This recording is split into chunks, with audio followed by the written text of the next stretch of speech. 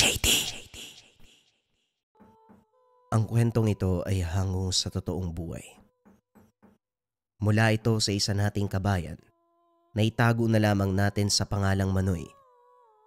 Taong 1984. Probinsya ng Cebu. Hindi mawawala sa listahan ng bawat barangay ang pangalan ng lolo ni Manoy, si Lolo Perico. May okasyon man o wala, palaging nasasangkot sa kung ano-anong kaguluhan.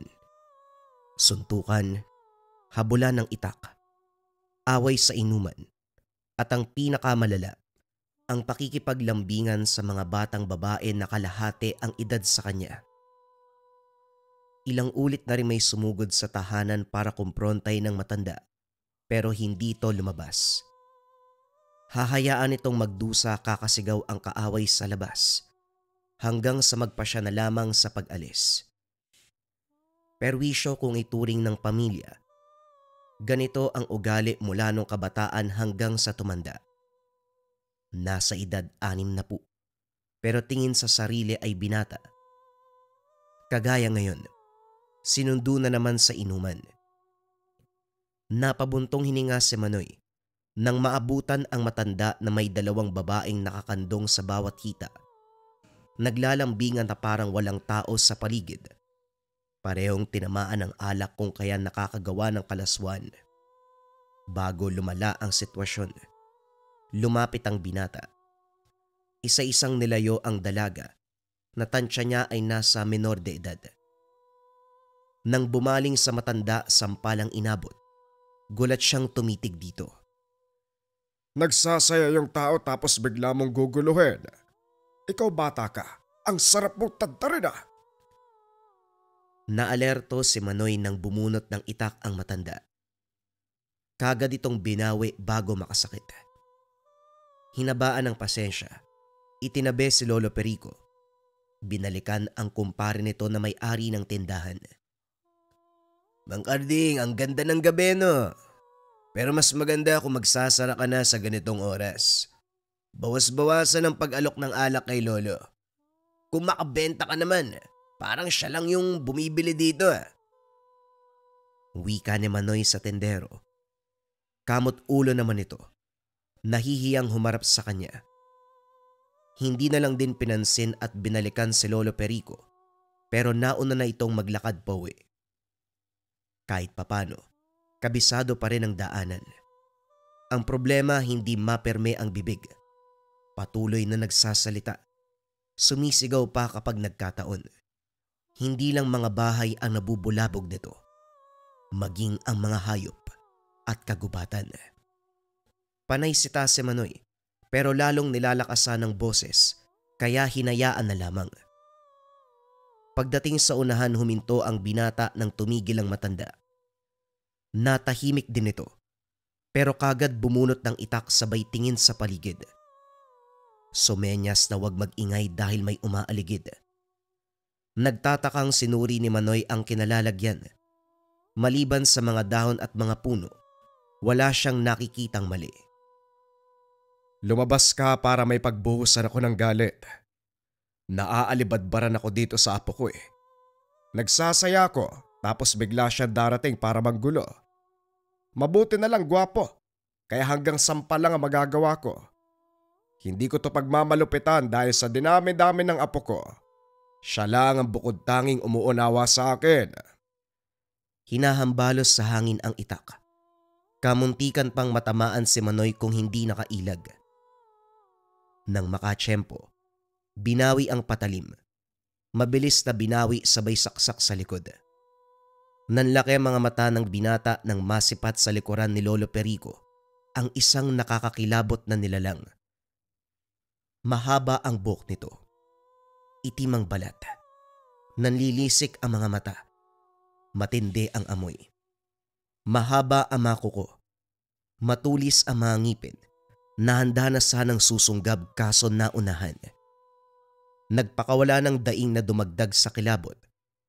Tumahimik ng pasimpleng tagain ni Lolo Perico ang katawan. Pagkatapos ay bahagyang nahimasmasa ng matanda. Ayos ka lang ba, apo? Pagpasensyahan mo na itong litek. Ang lakas ng loob na umatake. Akala niya siguro may isa ng laseng. Mukha lang akong laseng pero hindi ano. Yari siya tuloy. Mauna ka na sa pag-uwi. Ililigpit ko pa ang bangkay nito. Gulat na sinundan ng tingin ni Manoy ang matanda. Hila-hila nito ang katawan ng aswang patungo sa masukal na bahagi ng gubat. Nang mapagtantong naiwan siya mag-isa, dali-daling kumaripas pauwi. Sa tahanan nag-intay pero umaga nang bumalik si Lolo Perico. Parang wala itong kinasangkutan na kababalagan dahil may dalang tinapay, pansit, kape at ulam. Preskong-presko din ang itsura na bagong ligo. May nakapalupot pang tuwalya sa leg. Ito na mismo ang gumising sa buong pamilya. Kaso nga lang, dahil mainit ang dugo ng mga ito sa matanda, si Manoy lang din ang lumapit sa mesa. Nakakalungkot ano? Sa laki ng pamilyang binuo ko, ikaw lang ang lumalapit sa tuwing nandito ako sa bahay. Hayaan mo na, dahil tayo lang naman eh. Tayo lang din ang kakain ng lahat ng grasya. Gusto mo ba ng kape? Akin na ang tasa. Ako magtitimpla. Hinayaan ni Manoy ang matanda. Masaya ito kung kaya't hindi na muna siya nagsalita. Natatakot na magalit. Lalakas kasi ang boses kapag nagkaganon. At saka masyado pang maaga para mambulabog sa mga kapitbahay. Tahimik ang binata samantalang panay sa pagkwento ang matanda. Nang makatsyempo, pinutol ang salita para isingit ang mahalagang usapin. Ay Lola, tsumatsansing ka na naman sa mga dalagang minor de edad. Hindi magandang tignan lalo na senior ka ba. Kapag nagdemanda ang mga magulang nun, makukulong ka talaga. May nalalaman pang kalaswan, anak pa naman ng konsel yung isa. Pulis yung kapatid nun oh. Himas rehas talaga ang abutin mo. May malalim akong dahilan kung bakit ko inaya sa inuman na mga dalaga kagabi. Hindi lahat ng makikita mo ay purong kalaswan. Pinoprotektahan ko lang sila sa panganib. Sa sitwasyon, ikaw yung panganib, Lolo. Hindi dahil lasing ka sa mga oras na yon, makakaligtas ka.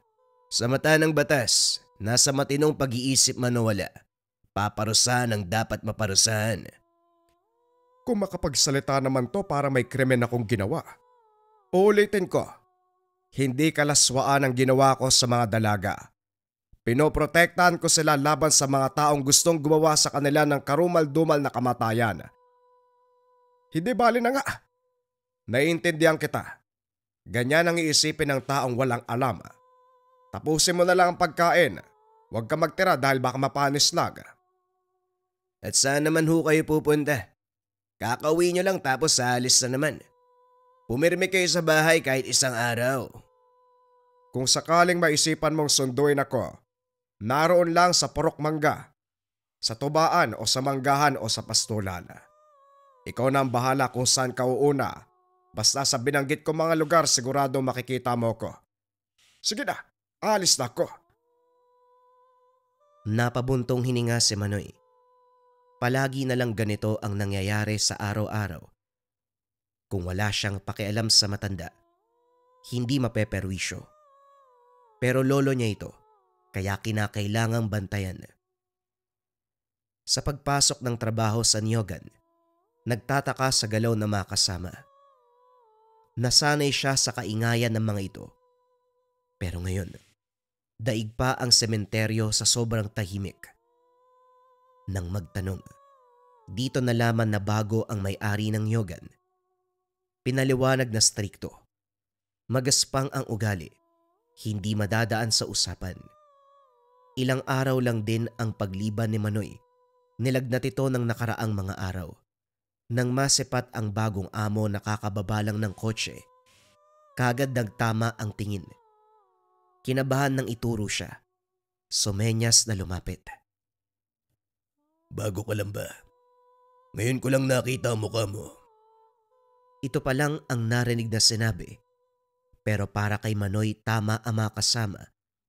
May kagaspangan ang ugali ni Fernando. Ay hindi ho. Matagal na ako nagtatrabaho dito. Pero ngayon lang uli nakabalik. Nagkasakit ho kasi nung nakaraan. Manoy pala ang pangalan ko, sir. Wala akong pakialam kung ano man ang pangalan mo. Umalis ka na.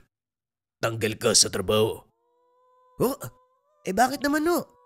Ang patakaran dito sa Nyogan, hindi magtatanggal. Depende na lang kung kagustuhan ng trabador. Nagmamagaling ka ba? Hoy, ako ang may-ari ng Nyogan. Bago na ang patakaran. Alis! Hindi makapaniwalang sinundan ng tingin ni Manoy ang amo. Nabuhay ang galit sa arogante nitong kilos. Gayunpaman, piniling manahimik at umalis sa lugar. Nagtaka ng paglingon na kasunod ang katrabaho. O tinanggal ka rin. Ang sama talaga ng ugali ng taong yun. Nasaan ba kasi si Mang Tommy? Yan yung pamalit sa pwesto niya. Wala namang napag-usapan ay pagbibili ang niyogan. Pare, hindi naman talaga binenta ni Mang Tommy. Ang totoo, pinatay ng bagong amo natin, yung dating amo natin. Wika na Victor. Tumingin pa sa paligid bago nagsalita. Nanlaki ang mga mata ni Manoy habang nakatitig sa kasama. Sumunod siya rito nang maglakad palayo. Nang makarating sa lugar kung saan sila lang ang tao, pinag-usapan ang tungkol sa issue. Sa kwento ni Victor, buhay siyang saksi sa kaganapan sa gabing iyon. 10 oras nang makabalik sa opisina si Mang Tommy. Inutusan siyang bumili ng pansit. Pero dahil sarado ang mga tindahan, dali-daling nagluto sa bahay.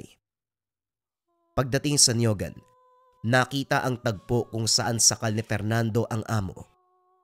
Hindi naglaon. Sinaksak hanggang sa malagutan ng hininga. At ang pinakamalala, nakita mismo ng binata kung paanong sipsipin ang dugo mula sa katawan ng yumao. Hinugot ang laman at saka nginat-ngat. Walang ideya kung paano ididispatcha ang katawan. Hindi naabutan ang bahaging iyon dahil sa takot. Nagmamadaling umalis. Ikaw pa lang ang sinabihan ko ng katotohanan ito. Sana lang wag mo muna ipagsabi kahit kanino. Nakakatakot kasi parang hindi talaga normal na tao si Fernando. Aswang yata yan eh. Wala namang matinong aso na sipsipin at kainin ang laman ng kapwa niya, hindi ba? Teka, sandali nga.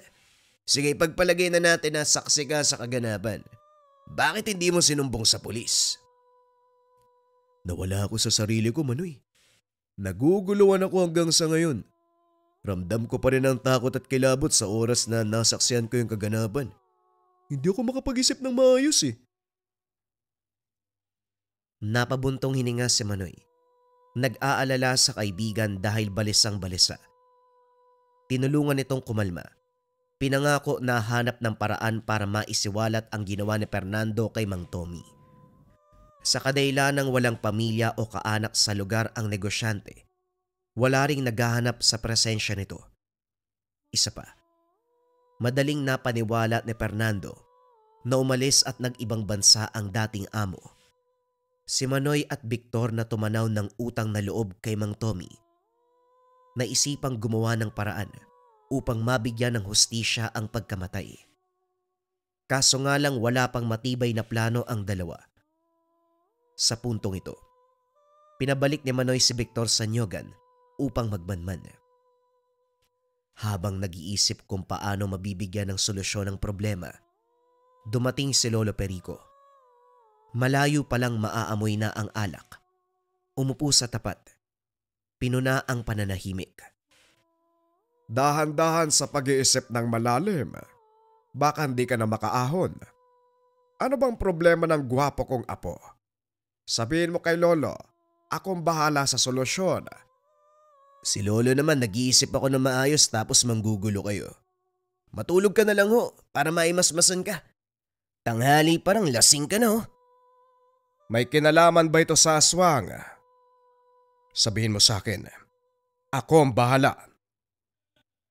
Nagulat si Manoy nang mahulaan ng matanda ang iniisip. Sumakto ang hula niyo.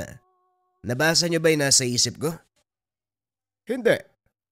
Pero nararamdaman ko ang binibigay na enerhiya. Walang duda, may kinalaman ng aswang. Ano ba ang nangyari? Sabihin mo. Tutulungan kita. Tumitig ang binata.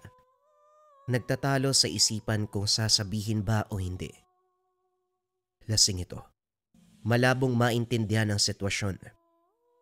Sa huli, inaya na lamang ito sa silid para makapagpahinga. Nangulit na ibahagi ang problema dahil tutulong siya pero hindi pinansin ng binata. Para sa kanya, lasing lang ito. Bago lumabas ng kwarto, napalingon sa matanda.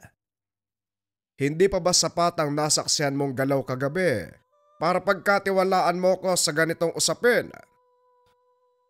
Nanumbalik sa alaala ni Manoy ang kaganapan nung gabi. Kagad binalingan ang matanda. Handa na sanang ibahagi ang tungkol sa dating amo. Pero tumawa ito. Nagtalokbong ng kumot. Sinabi na kung gusto ng tulong, maghintay kung kailan magigising. Natawa na lamang ang binata sa kilos ni Lolo Perico. Matyaga naman siyang nagintay hanggang sa mabigyan ng oras para mapag-usapan. Inimbitahan ni Manoy si Victor upang ito ang personal na magsalaysay. Detalyadong pinaliwanag ang lahat-lahat. Pero hindi muna gumawa ng aksyon si Lolo Perico para sa matanda. Mainam na mahuli sa akto na isa nga itong aswang para walang masayang na plano. Naintindihan ang pasya ng matanda.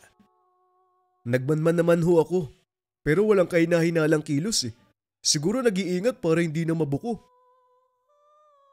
Mag-ingat ka rin, iho. Madaling makapansin ang aswang kapag merong nagmamatsyag. Kapag nagkataon dehado ka, simplihan mo lang ang bantayan. Yung tipong hindi mahuhulaan na merong kang pakay. Isipin mo ang bawat kilos, maging ang pananalita. Isang pagkakamali lang, mamamatay ka.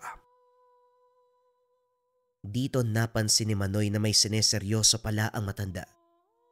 Nasanay ito na puro biro at hindi kailanman nagpakita ng interes. Puro gala, pag-inom at bisyo ang inaatupag. Walang ideya na kapag ganito ang usapan, makakausap ng matino si Lolo Perico. Habang nangangalap ng impormasyon si Victor sa bagong amo, si Manoy naman patuloy sa konsumisyon kay Lolo Perico. Hindi pa rin nawawala ang ugali nito na pakikipagbasag ulo. Katulad ngayon, dumayo sa ibang bayan para magsimula ng away. Iba talaga ang naghamon. Ang pinagtataka ng binata, umarte na lasing para makahanap ng katapat. Nagpakitang gilas ang grupo ng manginginom na hinamon. Hindi pa lasing kung kaya't maayos pang nakakapag-isip. Kaso dahil sa inasta ni Lolo Perico, nasagad ang pasensya nila. Rambulan na kung rambulan. Basag ang bawat mesa sa tabi. Mga bangko, bote, duguan na rin ang iilan. Sa kabila nito, hindi nagtamo ng anumang galos si Lolo Perico. Nagagawang umiwas sa atake ng grupo kahit sabay-sabay silang sumugod. Sa huli ay sila ang umurong. Hiningal na tumabi. Nang maging payapa, lumapit si Manoy para iuwi ang matanda. Subalit may napansin siyang kakaiba. Dumikit ang palad sa dibdib nito ng hatakin. Nagsiksikan ang mga tao dahil gustong dumugin si Lolo Perico. Napansin ng binata ang pag-init ng bahaging iyon. Hindi maintindihan ang 3 beses na pag-ihip sa mga tao. Sa sandaling ito ay natahimik ang lahat. Bumaliktad. Siya naman ngayon ang kinakaladkad palayo ng matanda. Nang nasa malayo na, bumalik sa wisyo ang lahat. Lolo, ano pong nangyari kanina? Anong ginawa niyo? May mga bagay na hindi mo mauunawaan kahit ipaliwanag ko pa. Huwag ka na muna magtanong. Dapat nga hindi ako umuwi eh. Hindi bali na. Aalis ako. Babalik na lang. Anong babalik? Hindi ka na po lalabas ng tahanan dahil manggugulo ka na naman. Tapos may mga kilos ka na. Ano ba yun, Lolo? Nagulat si Manoy nang ilabas ng matanda ang bagay na nasa dibdib. Isang maliit na linta na naging bato. Sa pagtatapat ni Lolo Perico, isa itong mutya. Ang bisa ay kayang kontrahin ang anumang uri ng nilalang. Maramdaman lang ang presensya nito na sasabayan ng orasyon. Magdudulot ng takot sa mga nilalang na nasa paligid. Naging malinaw kay Manoy kung paanong madaling naitumba ng matanda ang aswang nung gabi. Pinaliwanag ni Lolo Perico ang panggugulo kanina. Ang punto nito, itaboy ang aswang na nakikiisa sa sayawan. Balak nitong biktamahin ang buntis na nasa tabi. Sa kabutihang palad, naagaw ng matanda ang pansin nito sa pamamagitan ng kaguluhan sa paninindak sa mga tao. Tinakot na rin ang aswang. Lumayo ito at hindi na ituloy ang balak. Alangan ay pagsigawan ko na may aswang. Pinakitaan ko na lang ng galaw kanina. Gumana naman kaya ayon umalis. Lolo, pwede mo namang lapitan at kausapin. Hindi yun sa ibang tao mo ibubuhos para manindak ng nilalang. Pandadamay ang ginagawa mo eh. Yun sa mga minor de edad nung nagdaang gabi, parte rin po yun ng pagtataboy. Oo. Yung aswang na pinaslang ko sa daanan. Sa galit doon, ayun, umatake. Malas lang niya dahil mabilis ako eh. Yon ang pamamaraan ko. Huwag mo na akong punahin. O siya, may babalikan lang ako. Huwag kang magkakamali na sumunod ah. Madadamay ka pa eh. Walang nagawa nang umalis ang matanda. Hindi na rin nasundan dahil dumating si Victor. May dalang impormasyon ang binata tungkol kay Fernando. Kinumpirma nito ang katauhan ng bagong amo. Nautusan nitong maglinis sa bodega. May parte kung saan hindi pinapayagang makapasok sino man. Pero nang makatsyempo ay pumuslit. Dito nakita ang nakatambak na lamang loob. May pinto sa likuran. Nagduduktong sa opisina. Pareho ang pagkaintindi ng mga binata. Kinilalang aswang si Fernando. Dahil wala pa si Lolo Perico, naghintay ang mga ito. Kaso 10 oras na hindi pa rin nakakabalik. Nang makapagpa siya ay sinundo nila. Naabutang nakikipaglambingan ang matanda sa isang babae. Nasa edad 20 kung kaya't hindi nababahala. Naging uso na rin sa lugar ang malalayong agwat ng edad. Isa pa, wala namang tao sa paligid. Hindi naglaon. Lumapit si Manoy pero sumenya si Lolo Perico na wag. Kagad nagtago nang mapansin ang anino ng halimaw sa hindi kalayuan. Hindi nagtagal. Tinulak ng matanda ang dalaga sabay salubong sa atake ng nilalang. Dito palang tinawag ni Lolo Perico ang apo. Inutusang itakas ang dalaga bago makatsyempo ang halimaw. Sinunod nila ito. Pero pagdating sa unahan bumalik si Manoy. Si Victor na lamang ang sumama sa babae palayo. Gustong makita ni Manoy kung paano ang aktwal na labanan sa pamamagitan ng may tangan at aswang. Hindi nabigo. Ito na yata ang pinakamalupit na bakbakang nasaksihan. Walang gamit si Lolo Perico kung hindi kamao. Samantalang ang kalaban niya, lahat ng parte ng nilalang ay pwedeng gamitin. Mahaba ang mga kuko, matulis ang mga ngipin, malikse ang kilos. Sa kabutihang palad nagawang sumabay ng matanda. Sinalo ang bawat atake. Gumagante kapag nagkataon. Kaso nga lang tinamaan sa panga si Lolo Perico. Aray ko! Ang sakit sa panga nun ah. Sa susunod gamitan mo ng kuko para hindi ka lang nakakasagi. Mabuti na lang hindi ako nasugatan pero ayos ka rin ah. Mabilis ang kilos mo. Mahusay ka. Halika nga uli. Nagpatuloy ang labanan hanggang sa nahawakan ng aswang. Inihambalos si Lolo Perico ilang ulit hanggang sa napuruan ng ulo. Nangisay ang nilalang hanggang sa nalagutan ng hininga. Sinuri pa ng matanda kung talagang wala ng buhay. Nang makumpirma ay dahan-dahang dinispat siya. Hindi na sinundan ni Manoy dahil kagad nawala. Umuwi na lamang siya at nag-antay. Pagbalik ni Lolo Perico, hindi maiwasan ng binata ang tumitig. Sinuri ang bawat parte na tinamaan ng kalmot. Kahit anong tingin ay wala talagang sugat. May kaunting galos pero hanggang doon lang. Hindi rin makikitaan ng takot ang matanda. kalmado na para bang hindi nasangkot sa anumang kababalagan. Kung makatitig ka naman parang gusto mo kong halikan. Kulang na lang lumapit ka sa mukha ko eh. Nga pala, kumusta yung pagmamanman ni Victor sa bagong amo? May balita na ba? Wika ng matanda na pumukaw sa atensyon ni Manoy. Meron na ho. Kumpirmadong aswang si Fernando. May nakatambak na lamang loob dun sa bodega. Si Victor mismo ang nakakita. Lolo, ano pong kasunod na hakbang? Hindi ho pwedeng hanggang dito na lang. Pinatay niya si Mang Tommy. Kumalma ka nga muna. Nauunawaan ko ang pagtanaw mo ng utang na loob kay Mang Tommy. Pero wag mong kaligtaan na kailangan nating mag-ingat. Kung makapagsalita ka, para kang kanyon na isasalang sa gera. Kalma lang. Nagpatuloy ang usapan nang bumalik si Victor. Ito mismo ang nagbahagi sa mga nakita sa niyogan.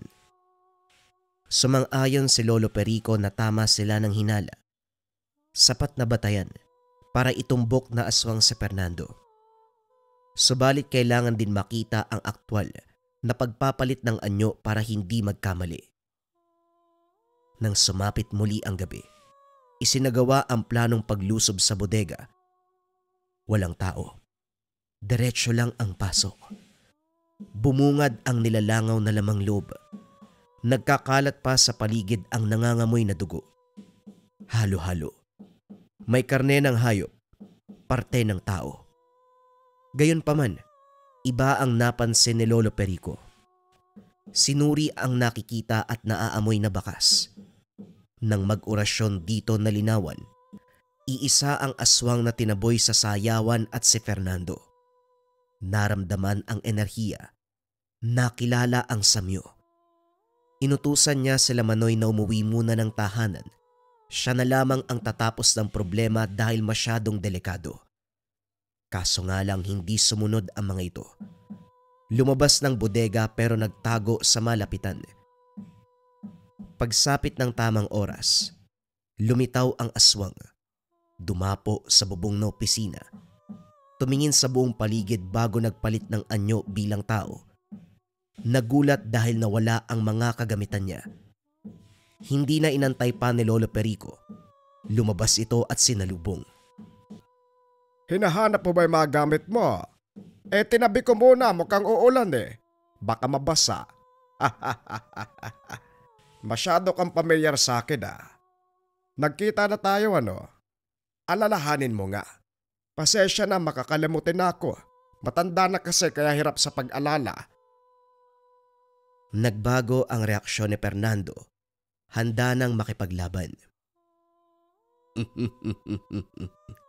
Ikaw ang buwisit na antingero. Gumagawa ng kung ano-anong pakulo para maitaboy ang mga nilalang. Hindi naman sa ganon. Pinapakita ko lang kung anong kaya kong gawin. At isa pa, tulong din yon para sa akin. May nakakasama kong mga babae habang nililigtas sila. Bibigyan kita ng pagkakataon. Hindi ako magdadalawang isip na basagin ang mukha mo.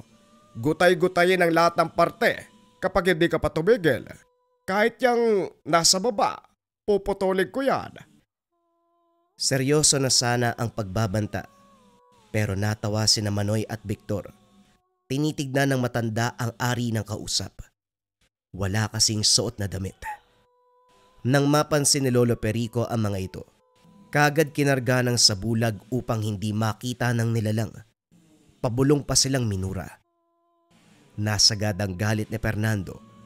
Bumalik sa ganap na anyo sabay sugod. Nagpaula ng kalmot. Kinagat si Lolo Perico ng magkataon. Hindi lang yun. Dinuraan sa muka na may kasamang lason. Buong puwersang inatake. Kaso natigilan ng makitang nakatayo lang ang matanda. Pasimpleng pinahid ang laway sa muka. Aba, napakabastos naman ito. Dapat magandang asal yung isaksak sa sikmura mo. Hindi laman ng karne ng tao o hayop. Aswag ka na nga. Pangit ka na nga. Ang sama pa ng ugali mo. Masyado kang madaldal, tanda. Sino ka ba sa akala mo? Aba ako pa ang tinanong mo. Sino ka para patayin si Mang Tommy? Natigilan si Fernando. Hindi inasahan ang sinabi ni Lolo Perico. Sa kalokohan nito, sumigaw sabay turo sa likod. Pagtingin ng matanda kumaripas ng takbo. Subalit hindi hinayaan na makatakas, lalong nasagad ang galit. Sa bawat paglingon, mukha ng matanda ang bubungad sa kanya. Muling nagpang-abot ang dalawa. Sa pagkakataong ito hindi na pinayagan ni Lolo Perico na makaganti. Dumampot ng bato. Ito ang ginamit na sandata. Walang nagawa ang aswang nang paulit-ulit na tumama sa iba't ibang bahagi ng katawan. Nangisay ng mapuruhan sa ulo. Gayunpaman nakakagalaw pa rin. Sinusubukang tumayo para makalaban kaso binalian ng binti. Para na lamang itong paralisadong gagamba. Panay gapang sa kanalalagyan, humiyaw ng apakan ni Lolo Perico. Sa susunod na buhay ko, ikaw ang una kong hahanapin at papatayin, tanda. Puro ka naman sumpa. Patunayan mo yan sa susunod na buhay mo. Yun kung sabay tayong ipapanganak sa mundo ha. Ipagdasal mo yon. Para naman may magandang laban sa susunod na buhay. Ha! Magkita na lang tayo. Hinugot na ni Lolo Perico ang itak. Napapikit sila Manoy nang pugutan nito ng ulo. Winakwak ang tiyan at hinablot ang laman. Kung hindi lang sumigaw ang binata, pati buto ay ihiwalay sa katawan. Masyado ka naman brutal, Lolo. Patay na yan kung ano-ano pa yung ginagawa mo. Sinabi ko bang manood kayo? Sabi ko umuwi kayo eh. O siya, sige na. Hanapin niyo ang bangkay ni Mang Tommy doon sa bodega. Bibigyan natin ng maayos na libingan ng yumao. Nilapastangan ng lintik na ito ang dati niyong amo. Kung ako lang masusunod, pati kaluluwa niyan tatadtarin ko eh. Hindi nakapagsalita sina Manoy at Victor. Laking gulat din ng dalawa. Paanong makikita ang bangkay ng pinatay, gayong kinakain ito ng aswang? Pero sa pinakadulo ng bodega, naroon ang lahat ng ulo ng kanyang biktima. Ulo ng tao, mga hayop at iba't ibang nilalang. Nandidiri man sa nakita, lahat ng ito ay kinuha. Binigyan ng maayos na libingan. Matapos ng kaganapan, si Victor ang tinalaga na sunod na yapak sa amo. Ito rin kasi ang kanang kamay, kaya siya na lamang ang nagpatuloy ng operasyon. Unti-unti nalaman din ng lahat na yumao na si Mang Tommy. Ang sinabing dahilan, atake sa puso ang kinamatay. Ito ang karanasan na nasaksihan ni Manoy. Hindi lang ang personal na pagkaperwisyo kay Lolo Perico, kundi pati na rin sa pakikipaglaban nito sa aswang. Gayunpaman, hindi pa rin magbabago ang pamamaraan ng matanda. Nakikipag-away para itaboy ang aswang sa paligid. Makikipaglambingan sa mga babae bago tuluyang puksain ang aswang. Hindi man lubos tanggap ni Manoy ang kanyang pamamaraan. Hinayaan na lamang niya ang matanda. Nagpapasalamat dahil sa sakripisyo na ginagawa nito upang iligtas ang bayan. Sakripisyo ni Lolo Perico, ang matandang mahilig, lasinggerong antingero. Bagong kwento pa rin ang kasunod, mga kabayan. Ito ay pumapatungkol sa manlalason sa fiesta. Simulan na ang storya. Ang kwentong ito ay hango sa totoong buhay. Mula ito sa isa nating kabayan na itago na lamang natin sa pangalang Buboy. Taong 2005, Davao. Sa kasalukuyan si Buboy ay nasa edad 45. Unti-unti nang nagbabadya ang mga puting hibla sa kanyang buhok. Paalala ng paglipas ng panahon, unti-unting nabubura ang kanyang kabataan. Ang muka, bagamat puno pa rin ng sigla, may mga bakas na mga taon na maliit na kulubot sa gilid ng mga mata. At ang minsang matipunong tindig, medyo nabawasan na ng lakas. Pero sa isipan, Malinaw pa rin ang alaala ng isang kaganapan na halos kumitil ng buhay. Isang pangyayari, naganap 2 dekada na ang nakalipas noong siya'y 25 taong gulang pa lamang. Nang mga panong iyon, si Buboy ay kilala bilang isa sa pinakapasaway sa kanilang barkada sa Maynila. Kung may bagong trip, siya ang nauuna. Kapag may inuman, siya ang palaging huling umuwi. Kung may pakikipagsapalaran, hindi siya kailanman umatras. Likas sa kanya ang pagiging matapang, ngunit sa mata ng iba, minsan ay sobra ang tapang na halos dumikit na sa pagiging pabaya. Ang palagi niyang sinasabi, isang pagkakataon lang ang buhay ng tao, sulitin hanggat may oras. Kasabay ng pagsabi ng mga kataga na yan ay ang pagtaas ng bote ng alak. Kasama ang kanyang mga kaibigan at sa bawat pag-ikot ng shot glass, sa bawat hamon ng tropa, si Buboy ang unang tatanggap. Para sa kanya, ang pagtanggi ay isang uri ng kahinaan. Mahilig siyang sumubok ng mga bagay na hindi pa nararanasan. Mula sa magdabag na sayawan sa mga club sa kanilang lugar, hanggang sa pagtakbo sa mga kalsadang ginagawang karerahan tuwing gabi. Minsan pa, inaakit siya ng mga tropa na sumama sa mga biyahe patungo sa probinsya. Naghahanap ng kakaibang kasiyahan o kahit anong bagay na mapapabilis ang tibok ng puso. Subalit sa likod ng pagiging mangahas, may isang kahinaan si Buboy na hindi alam ng marami. Hindi siya marunong umiwas. Para sa kanya, lahat ng alok ay pagkakataon at lahat ng hamon ay dapat tanggapin. Sayang kung tatanggi ka. Yan ang palaging katuwiran. Minsan kahit kutob niya ay may mali, mas pinipili pa ring sumugal. Ito ang naging ugat ng kaganapan na hinding-hindi niya makakalimutan. Taong 2005, matapos ang sunod-sunod na gabi ng inuman, gulo at walang tigil na pakikipagsapalaran sa Maynila, nakaramdam si Buboy ng pagod.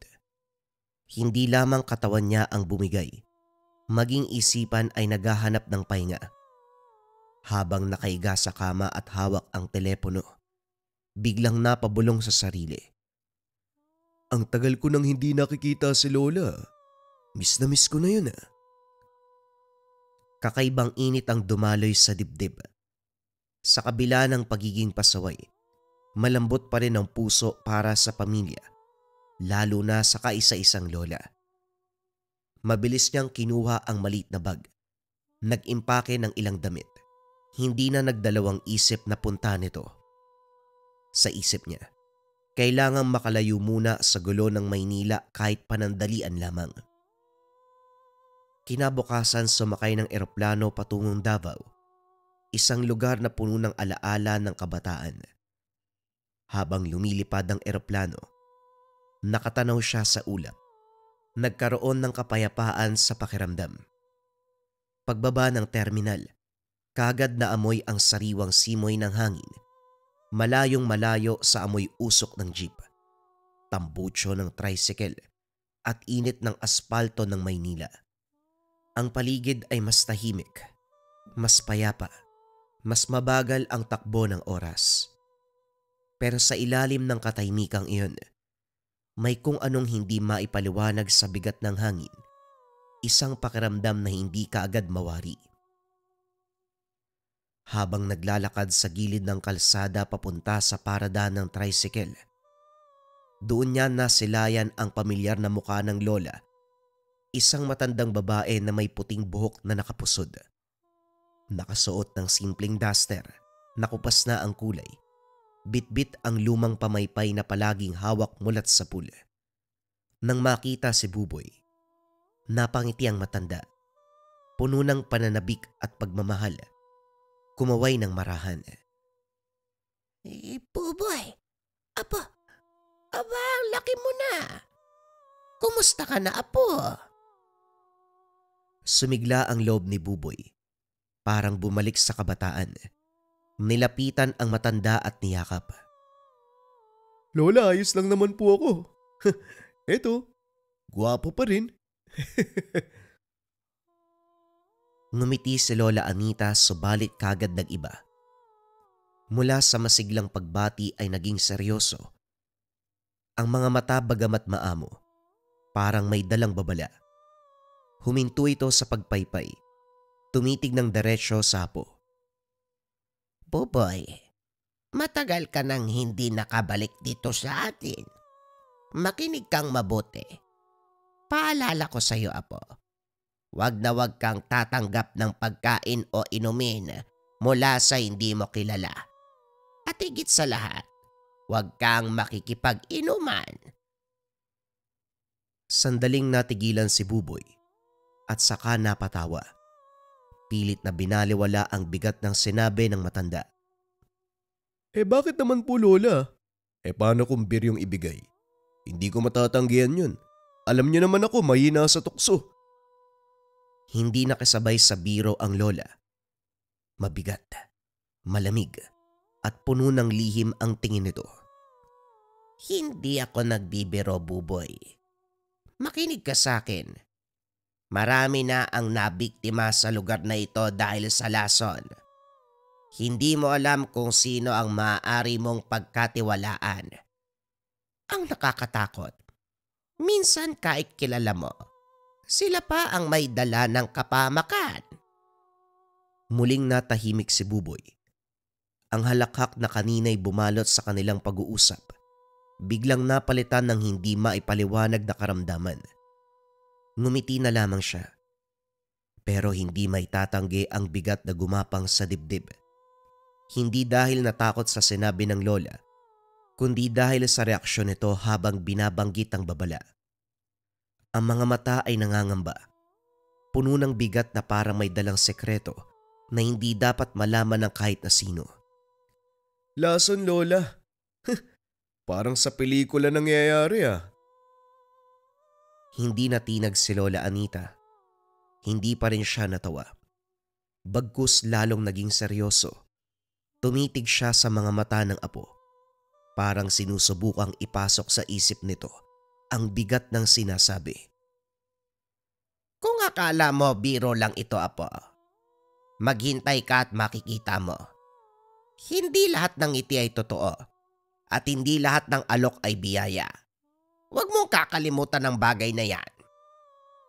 Hindi na nagtanong pa si Buboy. Bagkus ay piniling manahimik.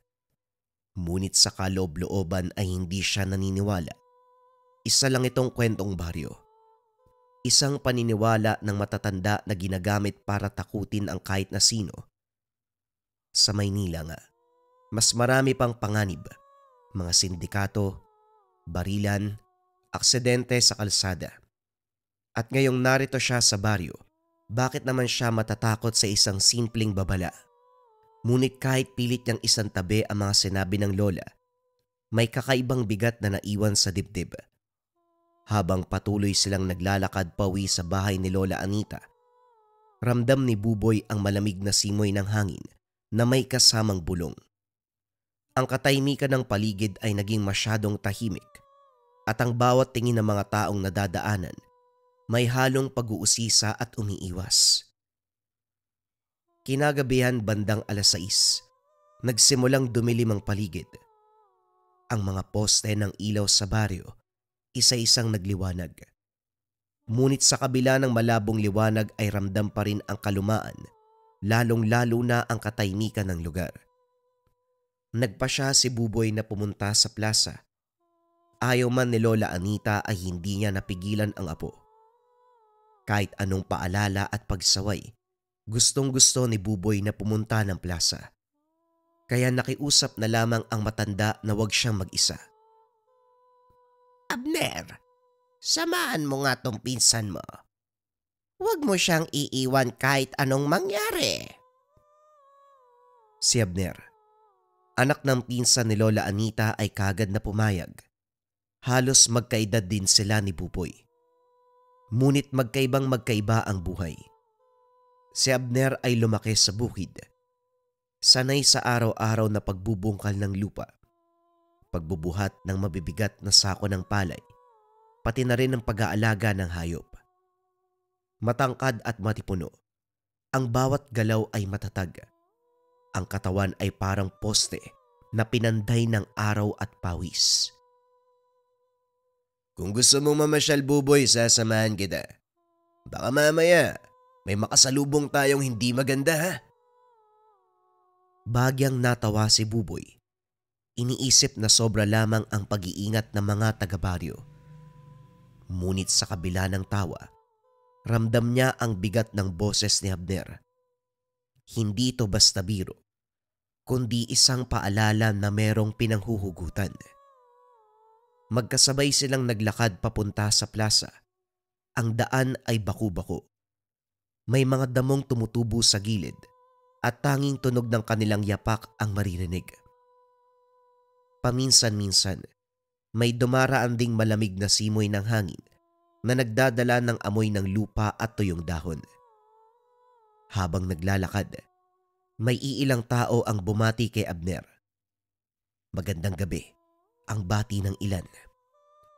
Ngunit mapapansin na may ilang tao naman na umiiwas ng tingin, nagmamadaling tumatalikod, o kaya'y pumapasok agad sa kanilang bahay na parabang ayaw silang makasalubong. Napakunot ang noo ni Buboy. Kagad tinapik ang kasama. Pinsan, bakit yung mga taga dito parang ayaw sa'yo? Iniiwasan ka, oh. Ngumiti si Abner, pero hindi ngiti na puno ng tuwa. Isang ngiting pilit. May halong pait at lungkot. Hindi siya sumagot kagad.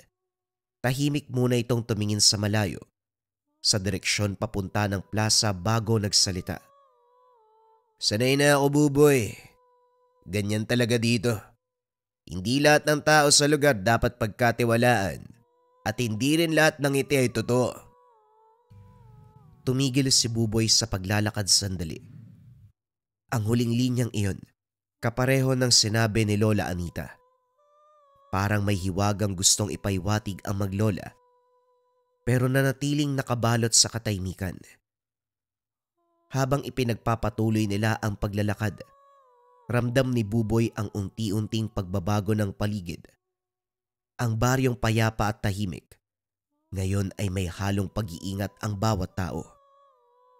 Sa kanyang isipan, nagsimulang umusbong ang tanong na pilit niyang tinataboy. Ano nga ba talaga ang meron sa lugar? Pagdating sa plaza, sinalubong kagad sila ng masiglang tanawin. Buhay na buhay ang paligid. May mga nagtitinda sa gilid ng lugar. May tindero ng balot. May nag-aalok ng mani. Niluluto sa malaking kawa na umuusok pa. Amoy barbecue naman ang sumasabay sa hangin mula sa mga kariton na may sinding uling. At sa bawat pag-iip ng hangin, para bang kumakalam ang sikmura ni Buboy. Sa hindi kalayuan may mga batang naglalaro, naghahabulan at nagtatawanan. Halos hindi alintana ang dilim na unti-unting bumabalot sa baryo. Sa gitna ng plaza naroon ang ilang kabataan, magkakatropa. Nakaupo sa lumang sementadong bangko. Malakas ang tawanan, halakhak na may kasamang hampas sa balikat, habang iniikot ang bote ng lambanog na halatang bago lamang binuksan.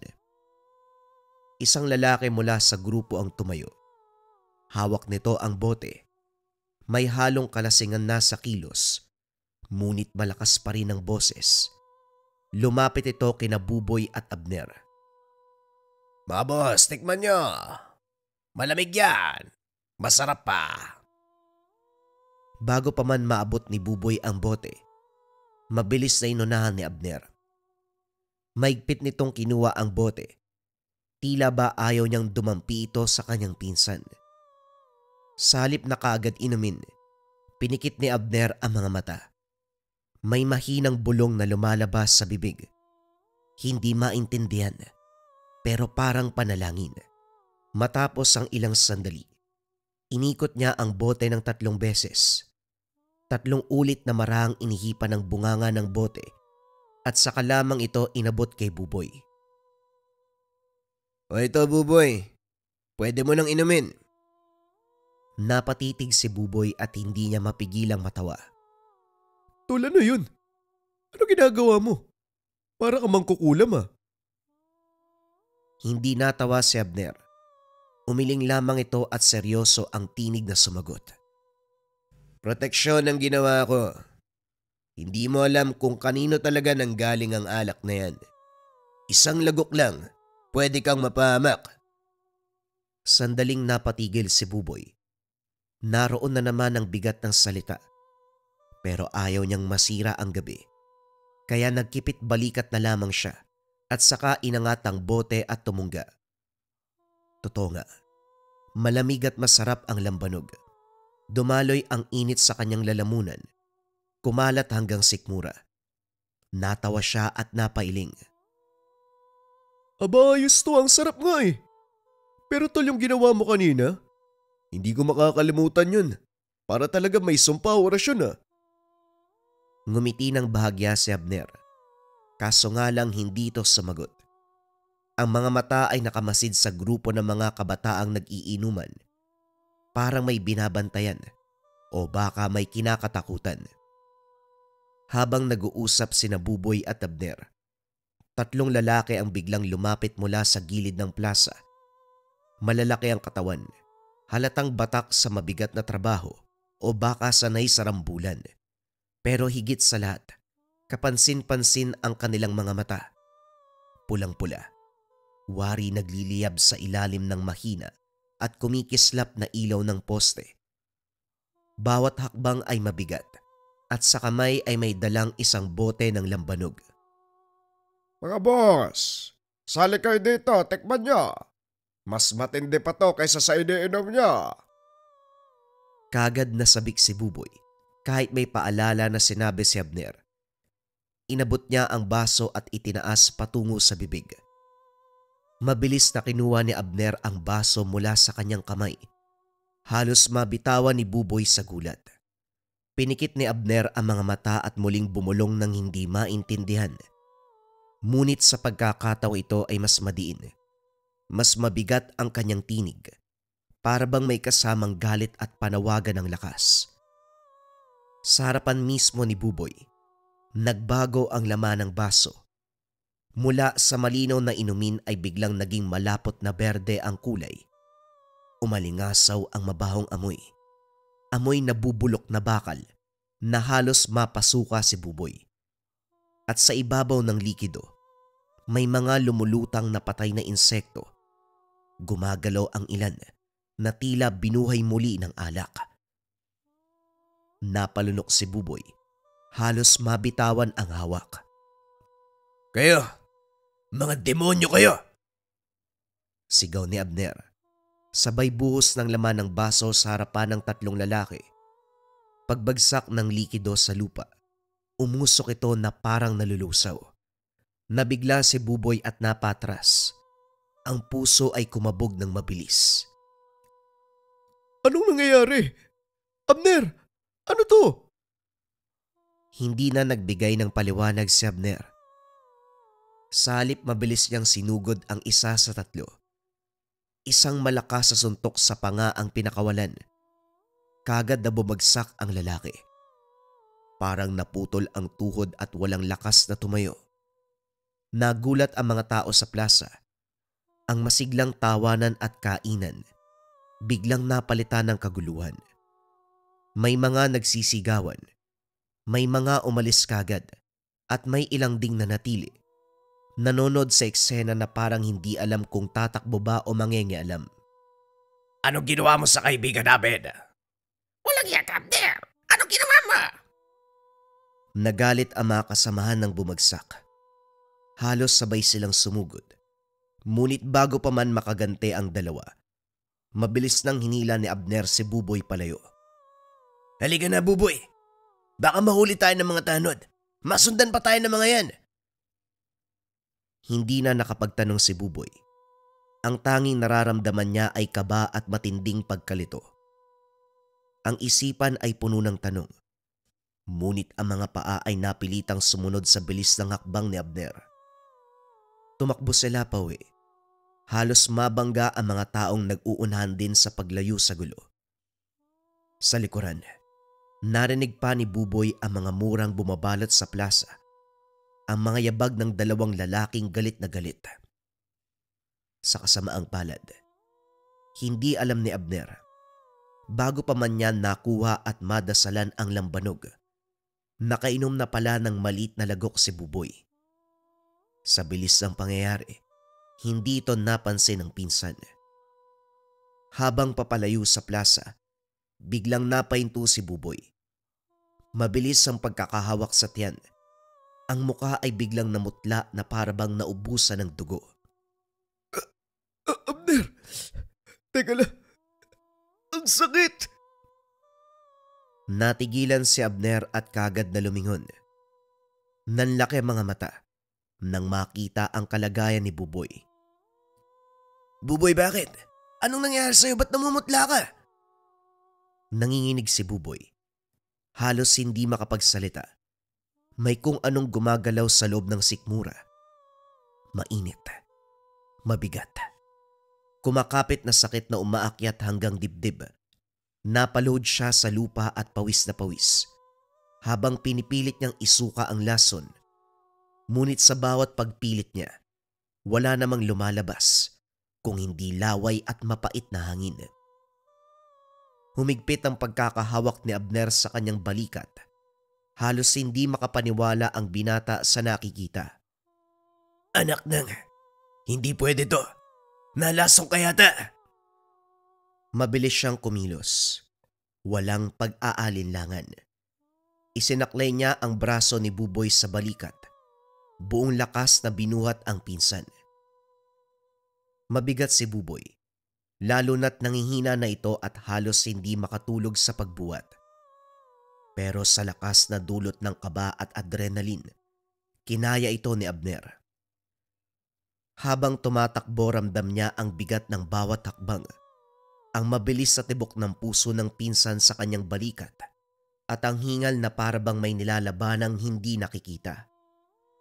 Sa paligid tahimik ang mga dumadaan na parabang may mga nakamasid mula sa dilim. Paminsan-minsan rinig ang mga yabag mula sa hindi kalayuan. Posibleng mga lalaking naiwan sa plaza o baka naman mga nilalang. Sa oras na yun, wala nang ibang laman ang isipan ni Abner kung hindi mailigtas si Buboy. Alam niyang bawat sandali ay mahalaga. Kaya't ang tanging hangarin niya, madala ang pinsan sa kanilang bahay kung saan nag-aantay ang kanilang lola, ang kaisa-isang taong may kaalaman sa panggagamot at maaaring makapagsalba kay Buboy. Para kay Abner, siya lamang ang natitirang pag-asa ng pinsan. Habang papalapit sila sa bahay ni Lola Anita, mas lalo namang humina ang katawan ni Buboy. Ang kanyang mga mata ay nagdilim. Ang hininga ay pahina ng pahina. Sa bawat segundo parang unti-unting nawawala ang kanyang buhay. Tol, baka hanggang dito na lang talaga ako. Tumigil ka dyan. Hindi ka mamamatay. Naririnig mo ba ako? Sa lakas ng katawan, lalo pang binilisan ni Abner ang takbo. Kahit halos mabali ang tuhod sa bigat at pagod. Pagdating sa bahay, mabilis na sinalubong sila Lola Anita. Halata sa mukha ng matanda ang pagkabigla at kaba nang makita ang kalagayan ni Buboy. Lola, tulungan niyo kami.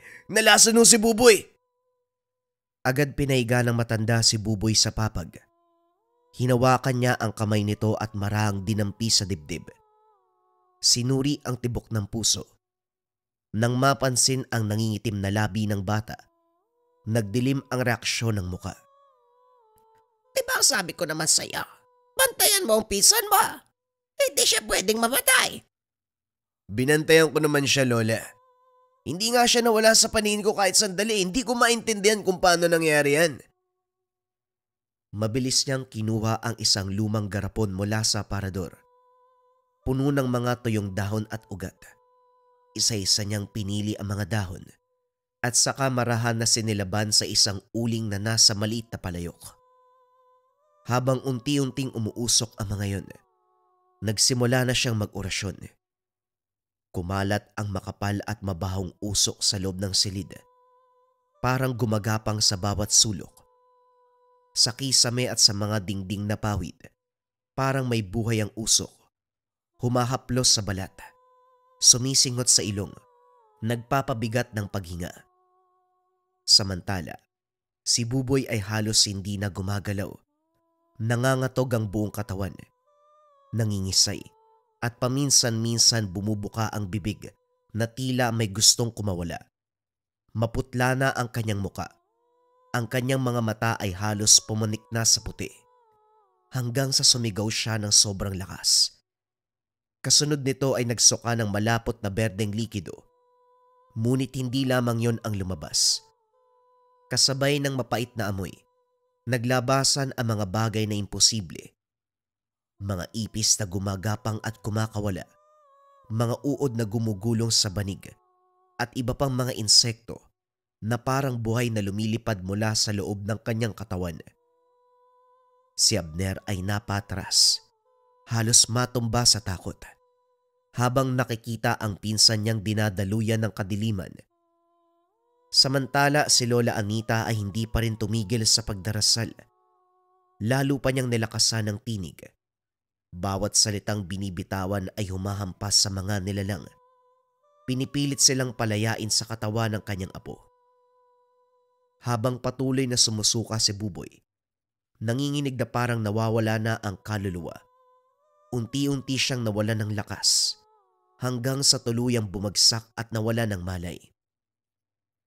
Pagsapit ng umaga, madilim pa ng idilat ni Buboy ang kanyang mga mata. Basang-basa ng pawis ang katawan. Pakiramdam niya bumagsak siya mula sa isang matinding bangungot. Dahan-dahan niyang inangat ang ulo. Napansin na nakahiga pa rin siya sa sahig. Habang nasa tabi naroon si Abner nakaupo. Nakatulog na ito kakabantay sa kanya. Sa kabilang dulo ng silid, nakaupo si Lola Anita. Nakatulog na rin habang nakapikit at bagyang nakasandal sa dingding. Lola? Ay, Pupoy, salamat na, gising ka na. Buti naman nakabawi ka. Akala namin wala ka na eh. Anong nangyari? Bakit ang bigat ng pakiramdam ko? Parang may lumabas na hindi ko maintindihan. Buboy, na lason ka. At hindi yon basta lason lamang. Gawa yon ng mga manlalason. Mga taong binenta ang kanilang kaluluwa sa kadiliman. Si Lola naman baka dala yun ng alak. Huwag yun naman akong takutin sa mga nangyayari. Hindi mo ba nakita, Apo? Hindi ordinaryo ang suka mo. Mga insekto, uod, likidong berde. Sa tingin mo saan manggagaling yon? Sa tiyan ng tao? Hindi nakasagot si Buboy. Bumalik sa isip niya ang eksena kagabi. Ang bigat sa kanyang sikmura. Ang pagsusuka na halos ikamatay. Muling nanindig ang balahibo.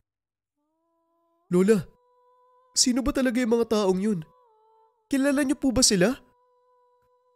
Sabihin na lang natin ang mga tao na nagbenta ng kaluluwa sa demonyo kapalit ng kapangyarihan. Pero bilang kabayaran sa nais nila, kailangang gamitin sa kasamaan ang binigay na kapangyarihan. Dahil kung hindi, katawan nila ang sisingilin. Ibig sabihin, Lola, bawat dayong pupunta dito, pupunteriyahin nila? Lalong-lalo na ang mga kagaya mo. Baguhan, walang muwang sa pamahiin. Madali kang naiengganyo sa inumin o pulutan. Isang tapik lang, isang pagtanggap lang, maaari kang mamatay. Eh bakit nga ako, Lola? Ang dami-daming tao sa plaza eh. Hindi ka ba nakikinig? Baguhan ka dito sa lugar. Ang mga mata nila ay marunong pumili ng biktima. At kung hindi ko nakarga ng dasal ang inumin mo, siguradong hindi ka na makakabangon ngayon. Kung may ganun pala dito, paano kayo nabubuhay araw-araw? Hindi ba kayo natatakot na may malason?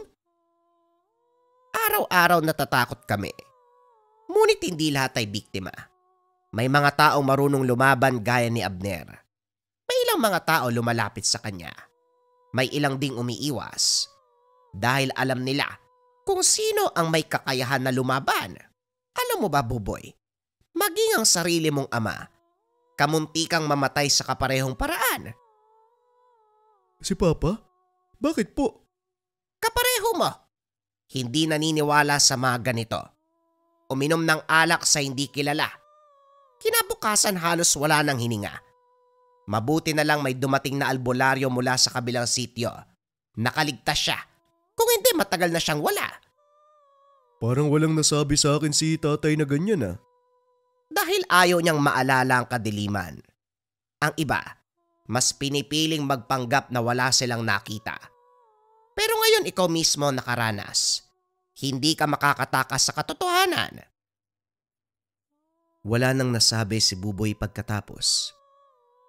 Hindi niya kinayang magtanong o magduda sapagkat totoo ang lahat na nangyari. Ramdam niya sa bawat pintig ng katawan ang bakas ng kamandag. Naranasan niya ang sakit na hindi maipaliwanag. Ang hirap na tila binabaliktad ang kanyang sikmura at winawasak ang kalooban. Sa gitna ng katahimikan, isa lamang ang malinaw sa kanya. Mula sa gabing yun, hindi na kailanman magiging kagaya ng dati. Ang bangungot na sinapit niya, nagsilbing aral sa kanya na ang mga manlalason ay totoo. Mga taong nagbenta ng kaluluwa sa demonyo, kapalit ng mataas na uri ng kapangyarihan. Mabilis na video lang mga kabayan, anong kailangan nyo ngayong Burr months? Number 1, habak de bala. Etong habak de bala depende sa espiritual, kontra kulam, barang, tigalpo, palipadangin, usog o namang masamang uri ng sumpa. Number 2, gabay medalyon. Etong gabay medalyon ay pampaswerte at gabay sa career, health, love life, and finance. Number 3, haplas konsagradong langis. Etong haplas konsagradong langis, pamahid. Para sa masasakit na bahagi ng katawan at syempre, kontra lamig, usog, pwede itong ipanghilot sa kahit anong edad. Sunod, gintong palay, money amulet. Ang gintong palay, money amulet mga kabayan ay pampaswerte sa pera for prosperity, abundance, and dreams manifestation. Sunod mga kabayan, incenso candle for cleansing. Ito sobrang halaga nito. Pang cleansing ng lugar, pang cleansing ng tahanan, pang taboy ng negative energy kung saan nyo sisindihan. Sisindihan lang to ng 3 to 15 minutes sa umaga at gabi or pwede mo ring ubusin yung kandila. Pang cleansing ng lugar, kailangan to ngayong Burr months mag-cleanse para sa magandang pasok ng swerte at iwas sakit. Yun ang lahat ng kailangan yung items ngayong Burr months mga kabayan. Kung interesado kayo, i-search nyo lang yung shop ng Leka Merchandise. Mag-ingat sa mga scammers.